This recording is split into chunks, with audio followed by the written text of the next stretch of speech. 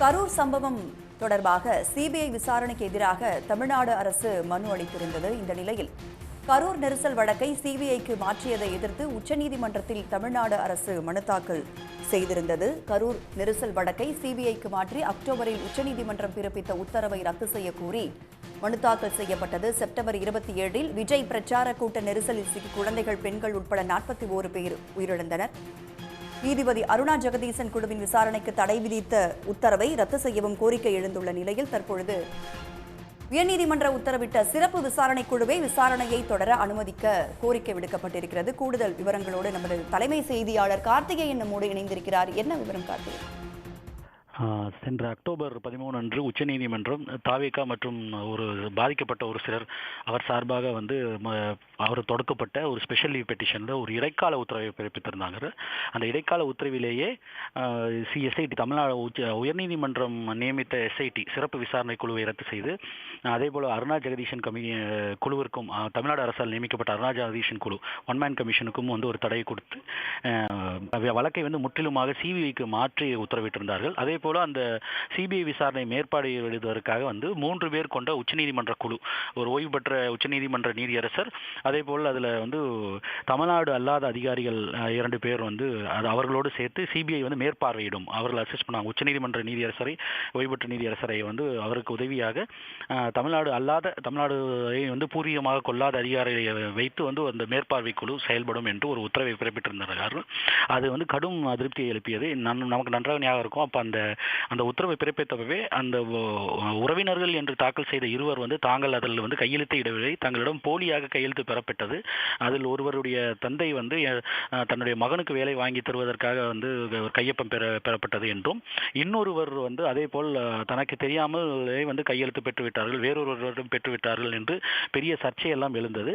அவர்கள் இருவருமே ஒரு வீடியோ கால் மூலமாக உச்சநீதிமன்றம் முன்பு அப்பொழுதே ஆஜராகி தாங்கள் இதில் கையொப்பம் இடவில்லை என்பதை கூட தெரிவித்திருந்தார்கள். இருந்தபொழுதும் இடைக்கால உத்தரவிலேயே மெயின் பிரேயர், அதாவது வழக்கை சிபிஐக்கு மாற்ற வேண்டும் என்ற முக்கியமான உத்தரவையே, மெயின் பிரேயரையே இடைக்கால உத்தரவாகவே உச்சநீதிமன்றத்தின் அமர்வு பிறப்பித்திருந்தது. இது பெரிய ஒரு சர்ச்சையை எழுப்பியது. குறிப்பாக தமிழ்நாடை பூர்வீகமாக கொள்ளாத ஒரு அதிகாரியை வைத்து விசாரிக்க வேண்டும், அந்த மேற்பார்வை குழு நியமிக்கப்பட வேண்டும் என்று அந்த வாசகங்கள் அடங்கிய அந்த உத்தரவு பெரும் சர்ச்சையை கிளப்பியது. அது அரசியல் ரீதியாகவும் சரி, அதிகாரிகள் மட்டத்திலும் சரி, எப்படி ஒன்றிய அரசின் அதிகாரிகளாக இருக்கக்கூடியவர்கள், குறிப்பாக சிபிஐ அதிகாரியாக இருக்கக்கூடியவர்கள், அவர்கள் பூர்வீகமாக கொண்டதை வைத்தே அவர்களை தீர்மானிக்க முடியும். அந்த பிரெஜுடிஸ் தவறு. அது மொத்தமாக தமிழ்நாட்டிலிருந்து வரக்கூடிய அதிகாரிகள் மீது ஒரு கலங்கத்தை ஏற்படுத்தியது என்று பெரிய விமர்சனம் எல்லாம் வந்த நிலையில் அது தொடர்ந்து அது சார்பாக தமிழ்நாடு அரசின் ஒரு முறையீடு செய்து அந்த உத்தரவுக்கு எதிராக மனு தாக்கல் செய்யப்பட வேண்டும், அந்த இடைக்கால உத்தரவுக்கு எதிராக என்று ஒரு கோரிக்கை இருந்த வண்ணம் இருந்தது. இதற்கிடையில் இன்று தமிழ்நாடு அரசின் சார்பாக அதுபோன்ற ஒரு கோரிக்கை உச்சநீதிமன்றத்தில் வைக்கப்பட்டிருக்கு. அதில் அந்த அக்டோபர் 13, 2025 இடைக்கால உத்தரவை எதிர்த்து சிபிஐக்கு மாற்றி இருக்கக்கூடிய அந்த உத்தரவை, இடைக்கால உத்தரவை ரத்து செய்ய கோரியும், அதேபோல் தொடர்ந்து உயர்நீதிமன்றம் நியமித்த அந்த சிறப்பு விசாரணை குழுவே அந்த விசாரணையை தொடர வேண்டும். கரூர் சம்பவத்தில் நன்றாக ஞாபகம் இருக்கும் நமக்கு. இங்க இருக்கக்கூடிய ஐஜி அஸ்ராகார் தலைமையில் அந்த விசாரணை பெரிய செவனே நடந்து கொண்டிருந்தது. அந்த காலகட்டத்தில் தான் அந்த எஸ்எல்பியில் சிபிஐக்கு மாற்றி உத்தரவிடப்பட்டிருந்தது.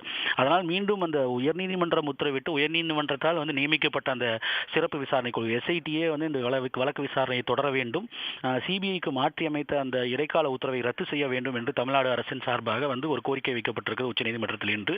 அதே போல அந்த கோரிக்கையில் அருணா ஜெகதீசன் ஒரு நபர் ஆணையத்திற்கு வழங்கப்பட்ட தடை, அந்த இடைக்கால உத்தரவிலேயே ஒரு தடை வழங்கப்பட்டது. அதையும் நீக்கி நீதியரசர், ஓய்வு பெற்ற நீதியரசர் அருணா ஜெகதீசன் குழு இந்த சம்பந்தமான விசாரணை தொடர வேண்டும் என்றும் கோரிக்கை வைக்கப்பட்டுள்ளது. முக்கியமாக இந்த தமிழ்நாடு அரசின் சார்பாக வைக்கப்பட்ட கோரிக்கையில் அந்த அக்டோபர் 10, 2025 உச்சநீதிமன்ற இடைக்கால உத்தரவில் பேராகிராஃப் 33, அதாவது தமிழ்நாடு சாராத ஒரு அதிகாரி அந்த மேற்பார்வை குழுவில் இடம்பெற வேண்டும் என்ற அந்த பகுதியை நீக்க வேண்டும் என்றும் தமிழ்நாடு அரசின் சார்பாக கோரிக்கை வைக்கப்பட்டிருக்கிறது. விவரங்களை பகிர்ந்து கொண்டமைக்கு நன்றி கார்த்திகேயன்.